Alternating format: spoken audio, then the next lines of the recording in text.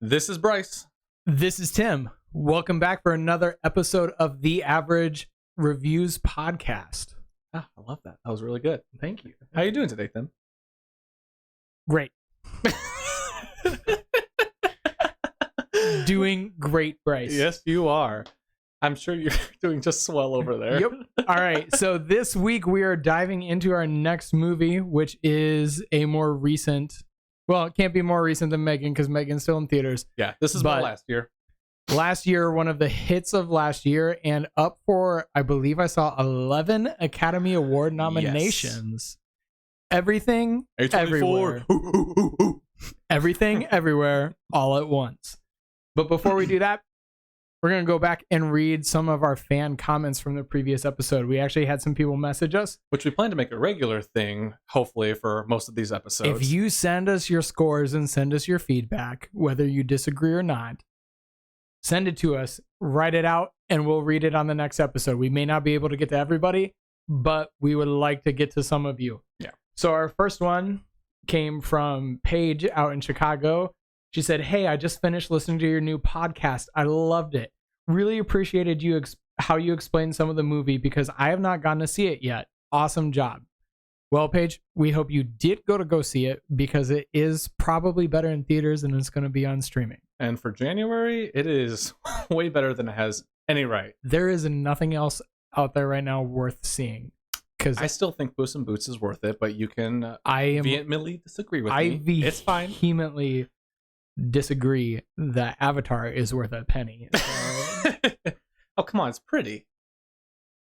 You got to have a good story. All right. And then another one. Also, this one was from Glen Ellen, Illinois. So also basically Chicago. Illinois. Emma wrote us and said she did not disagree, or she did not agree with our comment on Gemma's character at all. Well, forget you. Kidding. It's okay. It's okay. That's why we do this. Emma says that Gemma's character pissed me off, like she didn't even cry or mourn her sister. Like, I swear she's secretly AI too with the amount of emotion she showed. Emma, you bring up some valid points because Gemma was very emotionless the whole time. I actually totally agree with her in that entire statement. Congratulations. Want to be on the podcast? The only reason that I did not take that into factoring on my score is because I definitely took that Gemma and her sister were not close at all to be the situation. Wow. How many mental gymnastics did you have to go through to get to that conclusion? The discussion in the car at the beginning of the movie kind of implied it. I'm teasing. But yeah, I agree with it. Emma followed it up with, but yeah, I like how in-depth you guys went with all of your different categories. Like, I hadn't even thought of most of them. For me, it was purely about entertainment, and it was, like you said, so bad it was good. I don't remember saying it was so bad it was good. I don't think I remember saying that either, but if that's what you took from what we said, I hope you enjoyed it. I hope you. I'm glad to hear that you thought it was good enough to watch. Yeah, I remember saying B movie, but I don't remember ever saying bad. Like, I remember saying like top tier B movie, like in my Halloween rotation for the rest of time. I did rate it at the bottom end of good. Almost what was your bad. Score again? I don't even remember. I thought the acting was pretty bad at points. Yeah. Emma, I'm probably closer to agreeing with you than Bryce is, but I mean, the acting was passable. You only, like I said, you only the go to see child actress. Okay, we are not going to brag. We're not going to pull an Anakin Skywalker from Phantom Menace. We're not going to go after a kid. Okay. Yeah, all you early 2000s evildoers. Okay, so are we ready to dive into everything, everywhere, all at once? We've been talking about it all week, so this will be a hopefully this is a concise conversation. I need to get my score up. So just a heads up, if you have not seen Everything Everywhere All at Once, we don't want to reveal major spoilers on this podcast. We want you to go experience it for yourself. But there is almost no way to discuss the significance of what happens in this movie without discussing what Bryce considers to be a spoiler. Okay, that was a low blow, and I was not going to say anything about this, but he was the one who wanted to go in. I told him my middle ground is we need to at least warn people that there are probably going to be spoilers because I do feel it as one, but that's okay. I think we So by the end of this, you can decide if this is a spoiler yourself or not. Yeah, just leave a comment. Maybe I'm being too harsh, but I don't think I am. All right, so breaking this down before we get into our scores, the premise of Everything Everywhere All at Once, current 8 out of 10 on IMDb and 95% on Rotten Tomatoes. Whoop, whoop. Sorry. Doing pretty good. The premise breakdown is when an interdimensional rupture unravels reality, an unlikely hero must channel her newfound powers to fight bizarre and bewildering dangers from the multiverse as the fate of the world hangs in the balance. I watched a different movie than that. That's why we have to reveal those spoilers. Here he goes. Okay. I watched a very different movie than what that description is. All right, let's just jump into the scoring then. So starting off, we got our story and plot. Sorry, actually, what was your full score of the movie? Save the full score for the end. Okay, fine. That's fine. Yep, full score happens at the end, Yeah. right? So story and plot. I gave mine a 4 out of 5. And you? I'm pulling it up. I gave story and plot a 5 out of 5. So since you docked it points, I'll let you go first because clearly I thought it was perfection. Okay, I got the feeling, and he's been like this all week, that he's targeting me for my score and my views on this movie, even though he doesn't really have a... Because I didn't call it perfect. No, I am just eager to find out why, because I'm excited for this. This movie blew my mind. Okay, so let me say to begin with, I thought it was a great movie. I enjoyed it. It's definitely, besides Top Gun Maverick and Northman off the top of my head, is top 3, maybe top 5 movie of last year. I have not seen Northman yet. Oh, I told you it's good. But Top Gun blew my mind too. Top Gun's amazing. That was better than other movies. We'll get into be. those maybe. I love man, Northman will be a fun one. But anyway, it is easily top 3, top 5 movie of last year. It's not even close. It is a gorgeous movie to watch with an amazing, I don't want to say it's not coming of age. It's amazing story arc of characters throughout the movie. It hits you in the feels. It is very personal, and you know, when it comes to family dynamics, it's been a while since I've seen a movie play the family dynamics so well in this movie. Now, why did I dock it points? We'll get into it probably with more of the other scores also as we move forward. For me, it was more of overall the story at times felt it just did stuff for shock value, and it didn't really need to happen for it, but it came with the creativity of the movie, which I'll say that's fine. Like, it's nice to see some fresh ideas in this movie landscape. But like you were saying last week, when you say 5 out of 5 for a movie or story plot, you think like Lord of the Rings, or I can't even remember some of the other ones you threw out there. But you're correct. I do. Yeah, which I don't necessarily always think that, which is fine. But the story at times for me, I felt like was kind of just hard to follow. And I watched this with my wife, and I kind of was thinking of her as I was watching this movie. We can throw in, because she did submit her score, even though she is score not on the podcast with us. She actually scored the story a 2, so you can explain. Oh, wow. She scored the story a 2, so you can explain like a little bit of why her difficulty grasping the story. It's convoluted. I think, you know, given as creative and as outgoing, let's say, as the story is with all the movie plots and beats of it, it's convoluted. It's very hard to pick up on.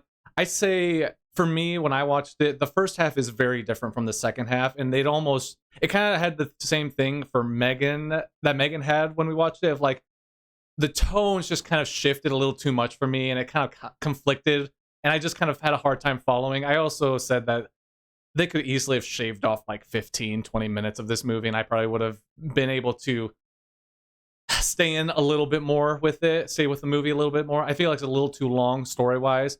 I feel like they could have conduced the story a little bit more and made a shorter movie. I do have a spot in my review for that. Okay, so see, you understand that. I do think it was a tad too long. Yeah, so that's kind of where I land on that.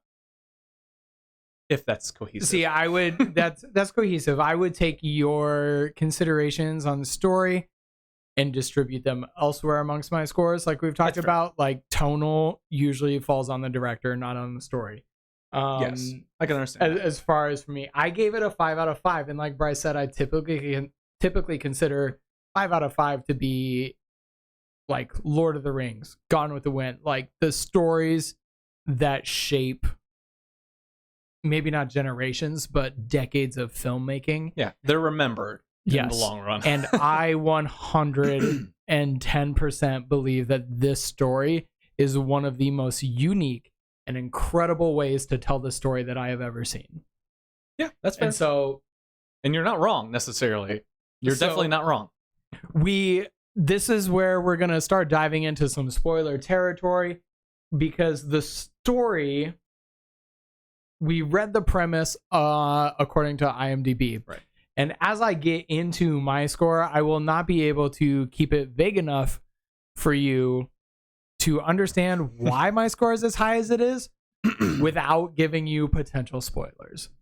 So I can keep the story 5 out of 5, but as we get going, like right away, next category character, I am going to have to blow up the score. I lay down my sword. Yep, take it away. Open us up. So again, let's have you go first, because I think your score was lower. Your score was lower. I guess. Yeah. What was it? It was another 4 out of 5.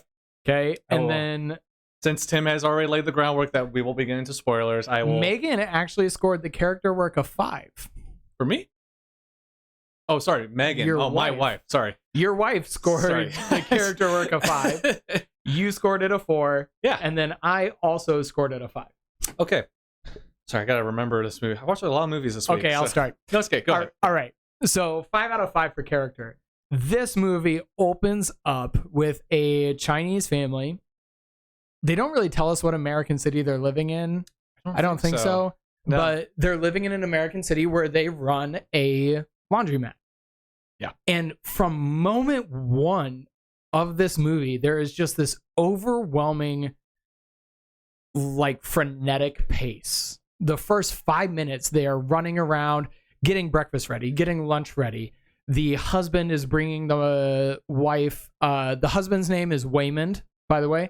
That's right. Yeah. So I want to start referring to them by names because it's going to be way easier. Waymond is the husband.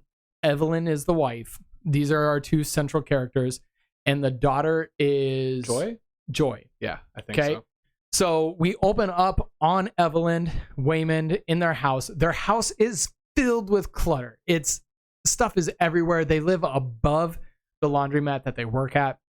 And from moment 1, mom is taking care of business. She's sitting at the table counting receipts. She has to go downstairs and deal with customers. The husband is desperately trying to get her attention. While she goes downstairs to deal with customers, the daughter is trying to get her attention. All the while, she's worried about her father, who is now living with them. As this story goes, just to pick on the mother's story arc for the moment, we learn that the mom had been cut off from her father when she decided to marry Waymond and move to America. There's a flashback scene that shows dad cutting her off. She's making that decision, but she has nothing to do with them anymore, and she's on her own. They move to America. They're living the dream. They open this laundromat. Everything is theirs. And then as this flashback progresses, you just start to see how life overwhelms her in where she's at. And they do this in real quick flashback, but then they bring it back to the present moment where everything is overwhelming. There is a ton going on in this movie right now, but that is the point. There is so much going on because it is meant to reflect her life in that moment. And as the story progresses, Alpha Waymond, which is her husband from the Alpha universe, so there's a multiverse thing going on here, comes through and talks to her in an elevator. This is where the flashback happens. And then he gives her a choice. You can choose basically option A or option B. And then she chooses B, which is to stay with her husband and deal with this tax situation that they're involved in. And then she eventually decides to go back and choose option A, which wraps her into this multiverse situation. So basically, Alpha Waymond gets her in this elevator and breaks down the plot premise that we read to you, that there is an interdimensional being that is seeking to end all things, and that Evelyn is the only one who can stop this interdimensional being. But as the story keeps progressing, we see this level of detail in her life that this interdimensional being trying to end all things is her daughter. And the movie tries to keep it from us, but it's very brief, and it happens in the first act. Really, it's the end of the first act. It's very fast. Yeah, the end of the first act, they reveal that it's the daughter who's the interdimensional being trying to end all things. But the Evelyn that we know is not the Evelyn that the daughter knows, if that makes sense. They're all interdimensional. It's a little bit chaotic. Yeah, it's very chaotic. But by the end of the movie, the mother realizes that all of that noise at the beginning was distracting her from her daughter. And that the same thing that happened to her, where her dad rejected her and sent her off and cut her off from the family to be with the person that she loved, is the very same thing that the mom is doing to her daughter in a different way. She is essentially cutting her off because she is focused on things other than her daughter, because her daughter doesn't meet her standards. And so there's that story arc that happens throughout the movie of mom being very distracted to, at the end, realizing that it is a cry for help from her daughter to just pay attention to her and to give her approval. And that story arc, to me, character's 5 out of 5. Like, that character goes from being overwhelmed, not realizing that throughout this, her husband has brought her divorce papers because he also feels neglected. His daughter feels neglected. And as the story progresses through the various and chaotic and wild events that happen, every one of those events shows her a glimpse of her life if it wasn't what it is now. And she realizes that what she has now is what she wants. And I can't think of a better character arc in recent movies than living in the moment with your loved ones. So that's why, like, that's just one of the multiple character arcs, because the husband Wayman has a character arc, the daughter Joy has a character arc. This movie is a character-driven chaos drama. It's fantastic. So, ladies and gentlemen, the over-under will be 3 of our sections where Tim goes on 10-minute monologues about why he loved this movie, and it's perfection. Absolutely. Place your bets. That was a very beautiful, well put. That was more character and story plot altogether, and why it's perfect. And because you gave both 5 out of 5, if I'm not mistaken. So I actually scored every category but entertainment value of 5. Yeah, no, that's nice. Yep. Well, yeah, because entertainment goes up to 10, so it's a little different. Yep. But yeah, very well put, my good sir. So I guess I will keep it sweet and short with mine. I'll let you have that one because, you definitely have way more passion about that, and I'll let you have that. So mine was a 4 out of 5. Let's see, where to really start with it. I don't necessarily disagree with you. So why was it docked a point? I think that's where you should start.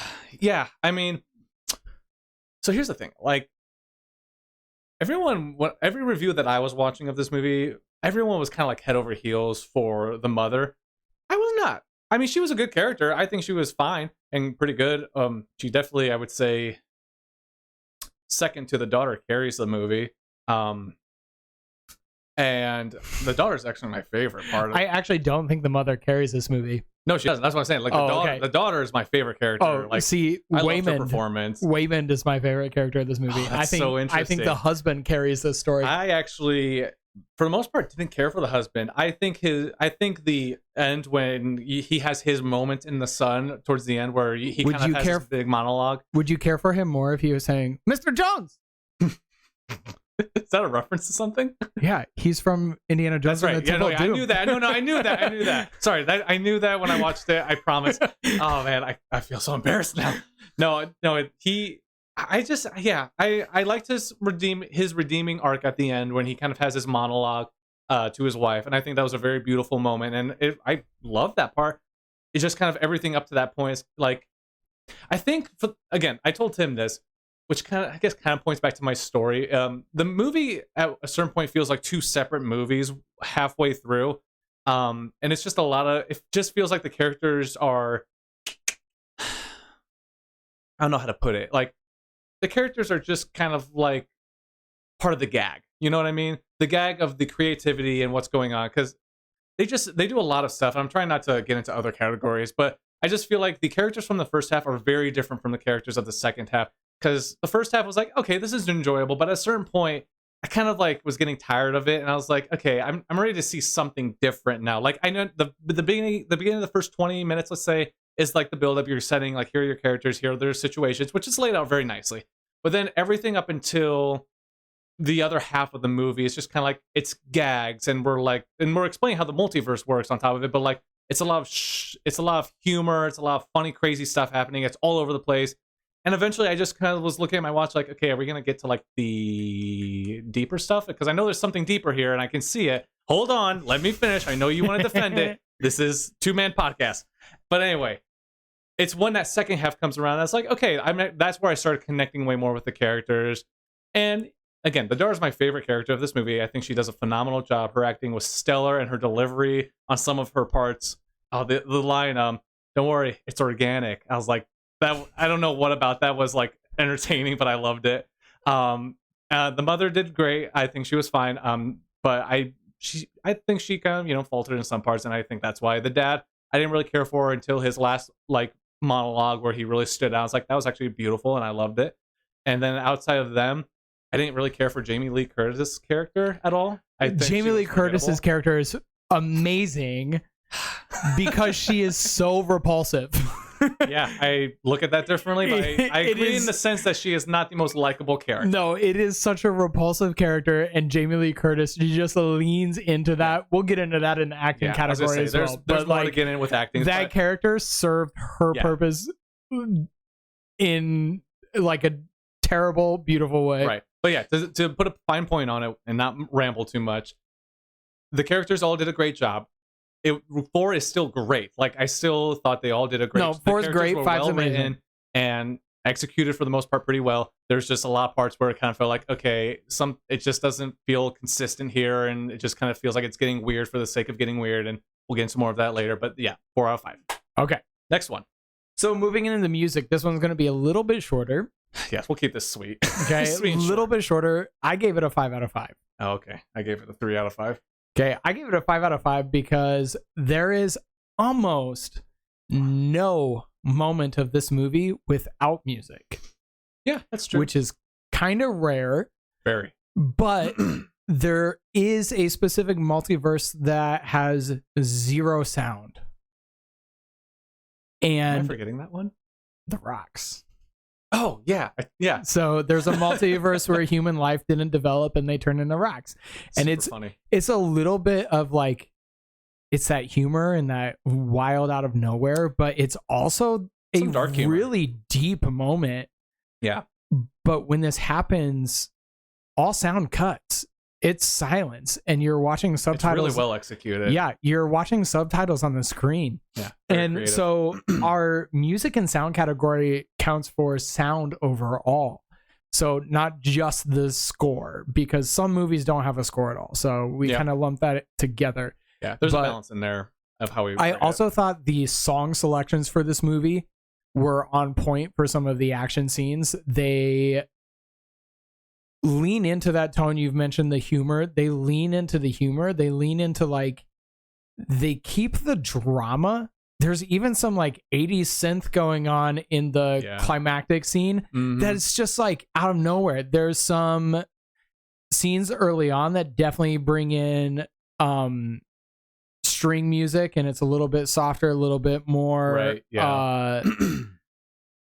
I don't know how to say it, but it's softer string music at the beginning. Like, the music fits every scene in this movie to a T, where even the dramatic scenes have the appropriate dramatic music, whereas the action scenes that never carry like the weight of death, like you're never worried the character is gonna die. Right, exactly.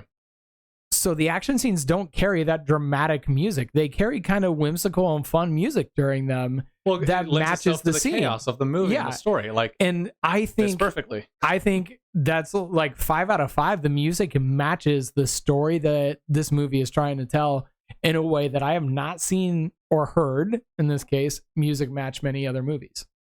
Very well spoken, my good friend. Yeah, mine's a 3 out of 5. So again, I was going to keep it sweet and short. I agree with what you're saying. I think the movie fit perfectly for what it was trying to do. For me though, it just came down to kind of just forgotten all of it. Sound design was good. It was, I like where they use the sound, where, like we were just saying, they don't use the sound. It was very well executed in those moments, but nothing really stood out to me musically or sound wise in that movie. Which we'll get into it, I believe, next. A lot more that came with the editing side of it, but music did its job, and I can say no better or worse things about it. So congratulations. All right. So the editing and effects, I gave this movie 5 out of 5 on effects. I gave it a 5. Okay, another sweet short. So we agree on this one. The fun thing for me that I have to mention is that the special effects department for this film was comprised of 5 people. I thought it was only 2 guys who worked on this movie, unless they got more people. What I read was 5 people did all of the special effects. All we know is less than double digits. Yes, which is astounding. Knock knock Marvel. Okay, 5 people did this. They also in Premiere Pro also. Yes, in Premiere Pro, learning from YouTube tutorials. That's right. I forgot that one too. And every scene of this movie looks better than anything Marvel has done in the past 3 years. Tim, do you have something that you want to share with the group? I am so fed up with CGI. Okay, we're gonna cut it off there. Anyway, continue. But the effects in this movie are just honestly astounding. Just beautiful. Legit, like that's just gorgeous seeing some of. Oh my gosh. Amazing. The one shot where she takes her 2 fingers and like she creates like a doorway and like opens it and like you see it's like slides it open. Like, super simple, super basic, but like it's incredible. Cool. Yeah, and like the effects of when like people are dying in the hallway scene and like you see confetti out of one, she starts dancing with the other. It's just like, man, like the effects to that is just beautiful to watch, and it's so colorful and creative. And like the costume design and then the effects they had going on there is just like, oh my gosh. I think back to like the climactic fight scene. Every single punch transports them to a different universe, and it's just like it's a bit chaotic as it's supposed to be, but it's also just mesmerizing and incredible that it works and it looks so good. I think what was fun watching the effects of this movie and the production of it was it didn't I don't know how to put this. It didn't feel like strictly like a movie production studio editing this movie. It felt like they brought in movie creators, artists. They brought in like YouTube creators. Like it felt like there were some shots that were like, this is like out of a YouTube video, and like why does it fit so well into like the craziness? Like there's one scene where they sit on the couch and like fall into the couch, and like it just felt like something you see in like a YouTube video. Like it was just, they were just. Or the multiverse that is a drawing on a piece of paper. I know, yeah. Or the pinatas. Like that's another one.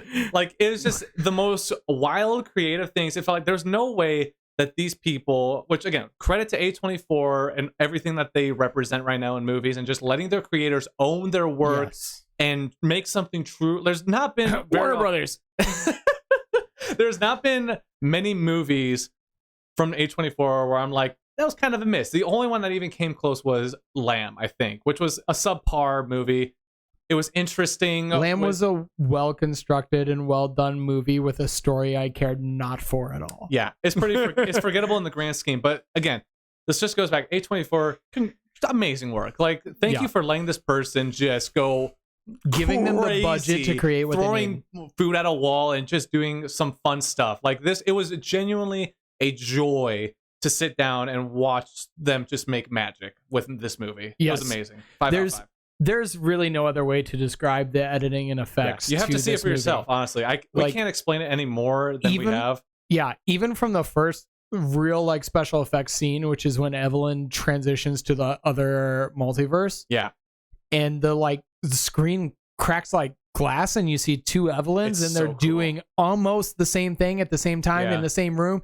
But it's just slightly different enough that they're like you have to see it. Yeah, like, it's incredible. Just scratches the tip of the iceberg. Like it's such a small piece of like the bigger. Just watch it. Yes, like that's all we can say. It's amazing. Anyway, next. Script. Okay. What did you give yours? Oh, we forgot to read Megan's. That's fine. It's okay. Anyway, Script. I gave mine a 4 out of 5. So Megan gave hers a 5 out of 5. I gave it a 5 out of 5. Oh, interesting. So the 5 out of 5 for me on Script goes into the little things that, okay, I'm going to, for example, Bryce talks about this movie being all over the place. It is 100% all over the place. But every multiverse scene that we see can be tracked back to a decision or moment that Evelyn makes in this movie. Right. All of it is rooted in this movie. There's nothing, with the exception of the daughter. The daughter's scenes are chaotic from all over the place. She's kind of the chaotic bad to the mom's chaotic good in this situation.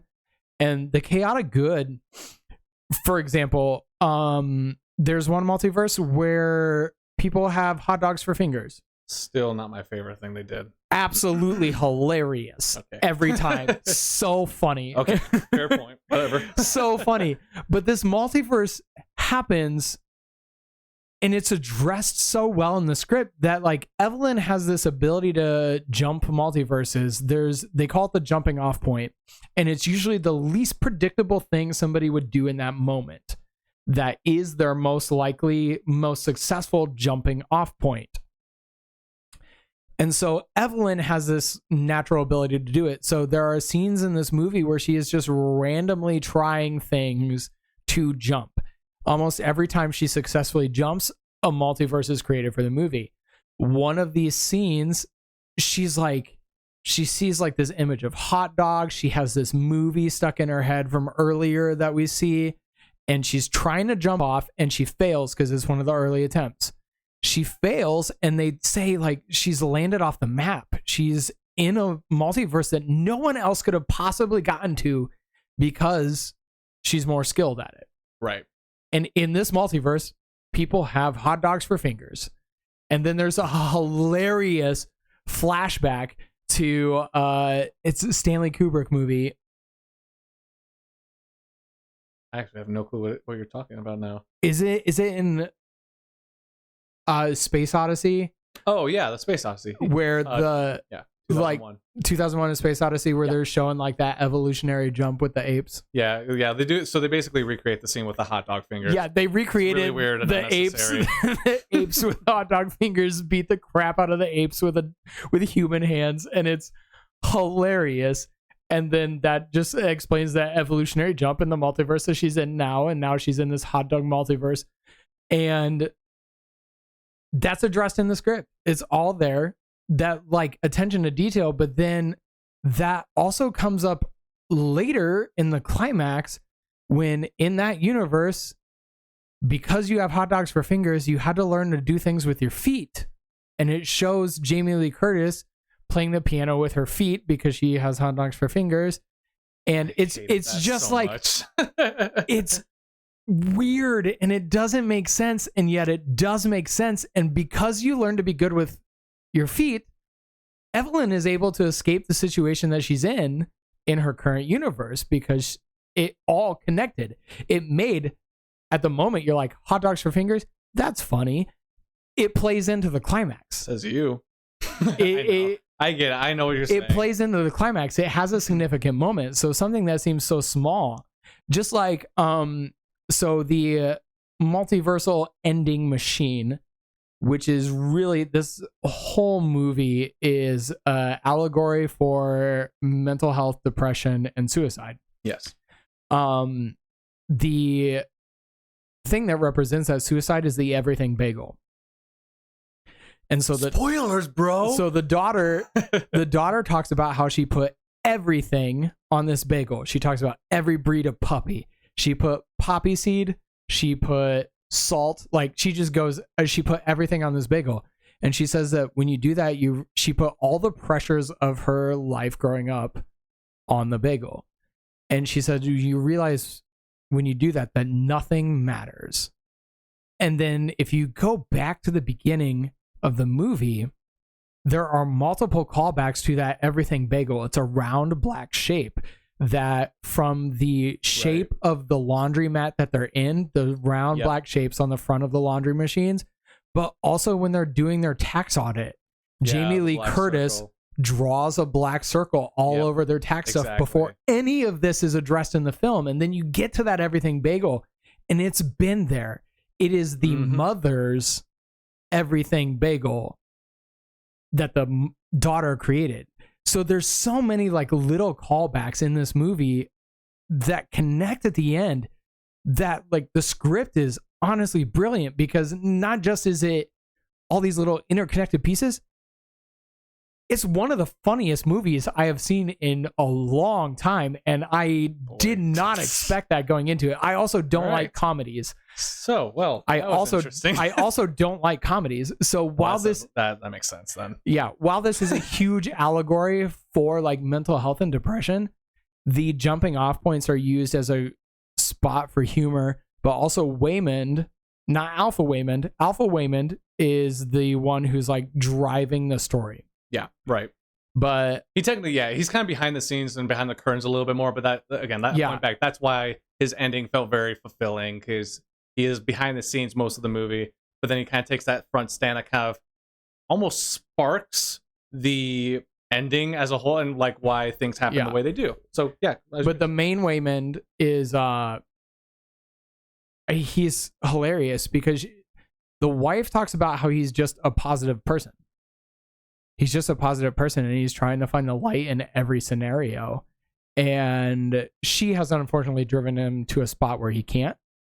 But throughout the movie, he just makes hilarious remarks that I thought they were genuinely funny almost all the way through. Funny, but script 5 out of 5. Oh boy, getting tired. And I'm doing most of the talking. I know. So this is what happens. Tim likes the movie. I'm telling you, he thinks about this stuff, and like he's texting me all week long, like all this, like, man, this is gonna be such an interesting conversation. I was like super excited for this. So yeah, I mean, that makes sense. If you're still with us and not bored out of your mind. Trust me, you guys will learn to love it. I love it. So yeah, script for me, 4 out of 5. Yeah, I totally disagree with a lot of what you said. Script. Then you watched a different movie. I did not watch a different movie. I just told you what's in the movie. Sometimes people have different opinions. Yeah, I mean, the script was definitely great. Like I said, I like the delivery from a lot of the characters, specifically the daughter. She had a lot of really good lines in this movie, script-wise. The mother, like the end sequence between the mother and the daughter was just a very beautiful moment. The script was really well written for that. You felt every string in your heart being pulled out, like, oh, this is so beautiful, and I'm getting sad now, and I love these characters. The father, I love his quirkiness, is very lovable. He's very easy to be like, oh, this guy's he's like equal parts clown, equal parts like action hero. Oh yeah, he's a cartoon character easily. But yeah, I mean, again, I kind of point back to that. Again, they serve their purpose. There's some really good lines in there, some very good and balanced dialogue throughout the entire movie. At the end of the day, when it comes to the script and when it comes to hot dog fingers, I did not like it at all. I didn't think it was that funny. And I thought of all the things that they could have done, why was it hot dog fingers? I get it. It's weird. It brings to the chaos. But again, I'm trying to keep this nice and sweet. There's other stuff I thought they could have done with it. The bagel, I was like half on board with, half like, I get the concept. I get it. Why the bagel? Like, again, I understand. I feel like you could have gone some other ways with that. But again, leads to the chaos of this movie. So yeah, script was a 4 out of 5. That's still great. I still thought it was very well done, and I don't have a lot of nitpicks, honestly, with it. So, okay, that leads us to acting. What did you give it? I gave it a 5 out of 5. I probably gave it a 4 out of 5. Yeah, 4 out of 5. 5 out of 5. I have to go back to, first of all, it was going to be a 4 out of 5 because you mentioned liking the daughter's performance. She almost made it a 4 for me. Until it was revealed that she was Jobu, the antagonist. Which even then, the opening character isn't really that bad, is it? No, it was just kind of like the opening character was just a little grating and cliche. Okay, yeah, that's fair. And there was nothing performance-wise that was matching the energy that the mother or father provided. And so initially it was going to be a 4, but then once she's given the opportunity to tap into these multiverses and show us different layers of her character, 5 out of 5 across the board. The other 5 out of 5 for me is Waymond, who will 1 minute, like the tone and pitch of his voice will change depending on which Waymond he is. Yeah. So if really he is well done. So if he's Waymond, I think he's one of the ones who's nominated for Best Supporting Actor. Him Which and the daughter. which 100% deserves it, because he'll go from like confident. Alpha Waymond is confident, bold, knows what he's talking about. yes, Like, action hero, carries himself. Yeah. And then with literally the tilt of a head, he'll go to, oh my God, what just happened? It kind of reminded me a little bit of not Michael Fassbender. What is his name? I'm forgetting it. Split. Man, why am I blanking? He played Xavier. Help me, Tim. I feel like an idiot right now. I know you put the pressure on me. I know. I'm sorry, but anyway, it kind of reminded me of his performance in Split, where he was like switching between all the different personalities. And I kind of got some that kind of felt like, oh, that was actually some pretty good. It's not quite as good, but like you were saying, he did a really good job kind of switching in between those characters. So I totally agree. James McAvoy. I knew that. Yep. I'm gonna cut that up and act like I knew that from the beginning. No, they were on par, because James McAvoy was amazing in Split, but I think this Waymond actor was on par. He was fantastic. It's already difficult enough to do something like that and switch between characters so seamlessly. He deserves all the credit for being able to handle that, because it was very well done, and you could tell the difference. And just the mother's performance is also not to be discounted, because she, while her character acting wise does not experience the range of emotions as the other two, she is so drastically different in her performance in this movie from the other movies I have seen her in, that I totally bought into the character. That she captivated that character of that overwhelmed immigrant trying to make it by day, and the transition to the end of that realizing that her family is more important than these tax receipts and all this stuff. 100% acting 5 out of 5. Just incredible performances across the board. Even Jamie Lee Curtis in her most disgusting role ever, 5 out of 5. Yeah. So mine's a 4 out of 5. I agree with mostly everything that you said. Daughter steals the show. She did phenomenal. I loved her character, and I loved watching her act. She was really good. What? Waymond steals the show. Whatever. We can disagree.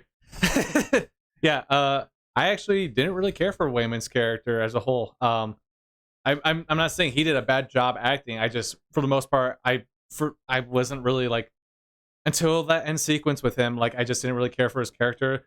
Even the mother, for like a little bit of the movie, was kind of getting a little worn on me as I kept watching.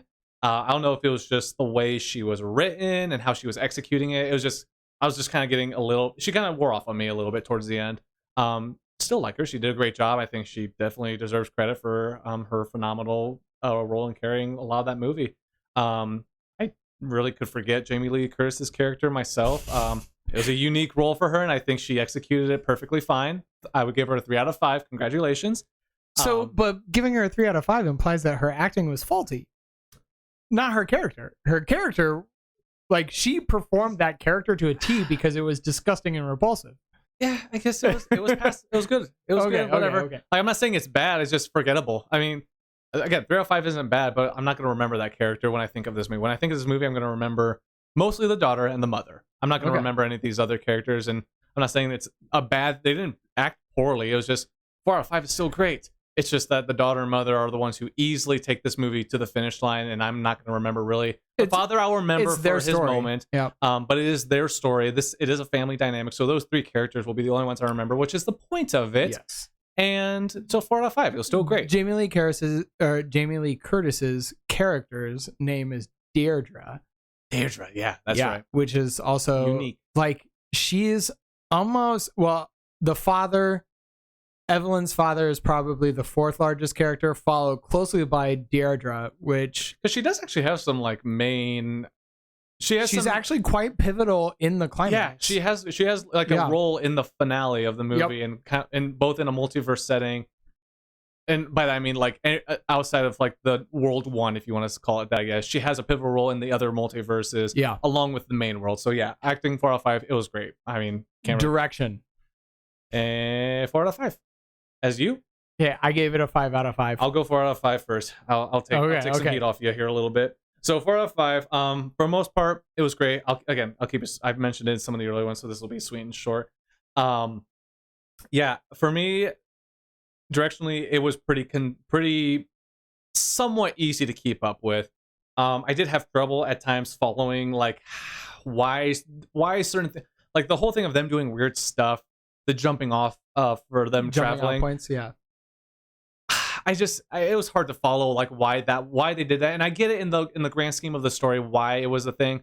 I just thought it was kind of weird, and it was hard for me to grasp like why that was the thing, because I think I must have just completely either missed it or forgotten about it, because they do explain it briefly. Yeah, so it was kind of like a brief thing, but also that kind of goes into my other criticism is that this movie is just very long. It feels way too long in the sense, I mean, not way too long, that's harsh. 15-20 minutes they could have cut from this movie, because a lot of the middle stuff a lot of the second half of the first half right before the second half of this movie kicks off, which is basically kind of like the beginning of the third act. No, not the beginning. Sorry, let me try to explain this better. No, the beginning of the second act. Yeah, kind of like right before the second. So because I think we might agree, because there's this scene like after the reveal that the multiversal kind of. Whatever, that encounter, the movie almost slows to a stop for a moment. It just drags a little too much for me, and like even Megan was saying, like this movie's like really long. I'm like, yeah, like it wasn't like literally checking my watch, but I was just thinking like, man, is this gonna pick up at all? Like, I just, like I said, the first half felt very different from the second half. The first half felt like it was very silly, like full of jokes and random crazy chaos happening. And the second half felt way more like dialed in on what they were trying to do with the story and the characters.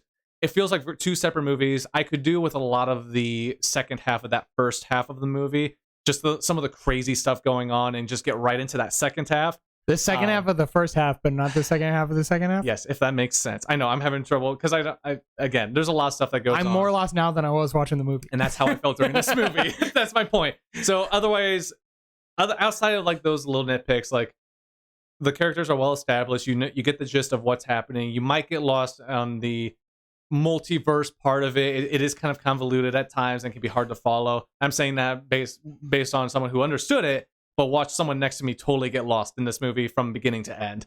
And so I think my sister said she had absolutely no idea what happened, while my brother, who watched it with her, said it was one of the most brilliant movies he's seen. But it comes around in the second half. It's put together very nicely with a little bow on top, and so 4 out of 5. Not perfect, but very well done.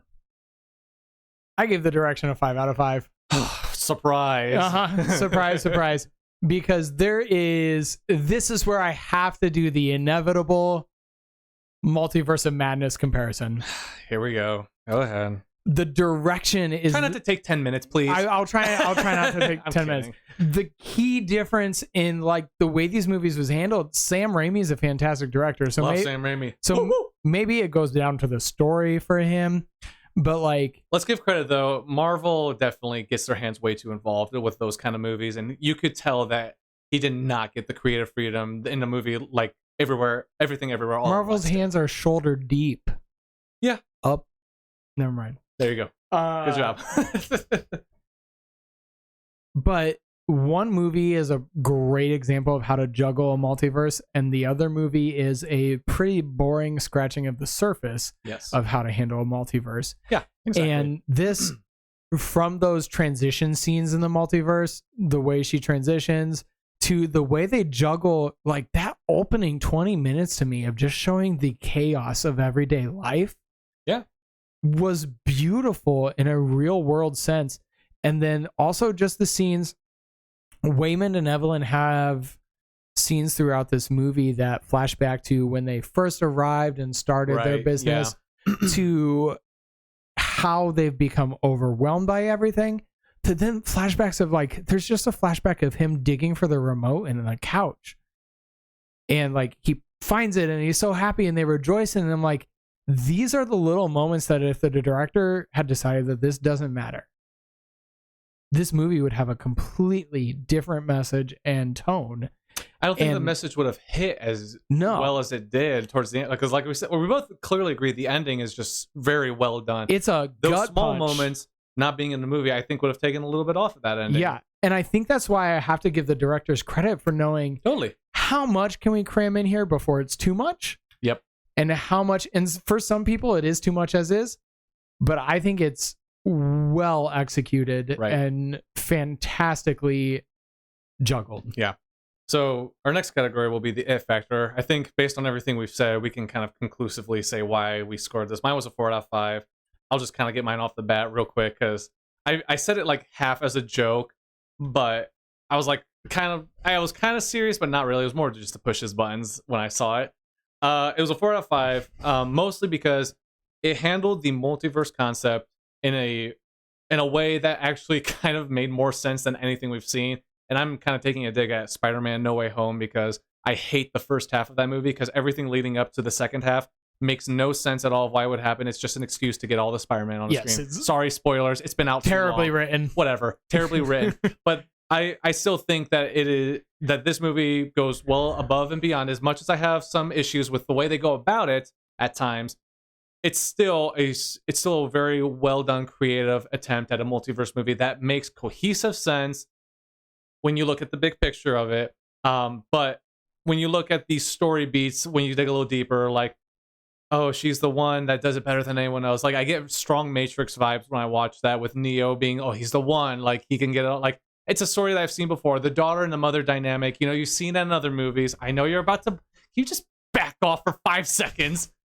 It's not that bad of a comparison. How are you comparing Evelyn to Neo? Because their storyline deep down is the same. Like, they are someone special who can do something that no one else can do, and they stumble That's on the almost way, every storyline in history. I'm just saying, I get that's what I was seeing when I watched it. So, but again, the dynamic between the daughter and the mother and like that strife, like you've seen that we're seeing more of it now, I think, in the present age. But that's a story thing that I've seen in other movies, so it's not totally original. But it's, again, credit where credit's due. It's still a great story.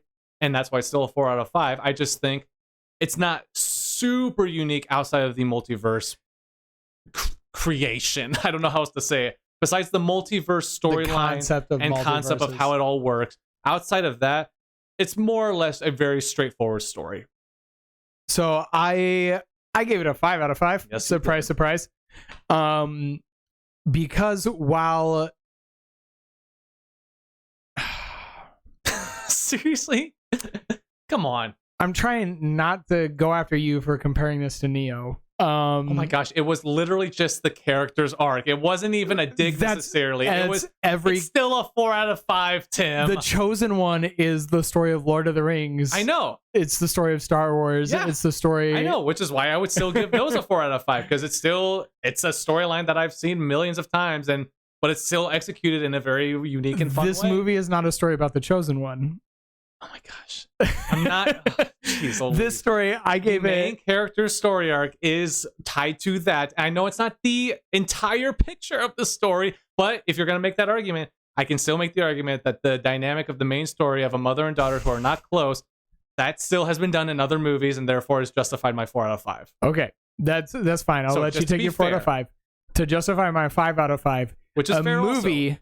That uses a multiverse concept as an allegory for mental health and depression has never been done before. And I totally agree and therefore, this movie is 5 out of 5 on the it factor, as well as doing the multiverse concept far better than any movie that I've ever seen do the multiverse concept. And you could probably argue it will be the only one because it actually shows how decisions branch into other multiverses throughout the film. Sorry, Marvel, I just don't trust you with the King Dynasty. I'm just going to say it. Anyway. No, I don't. I'm not even.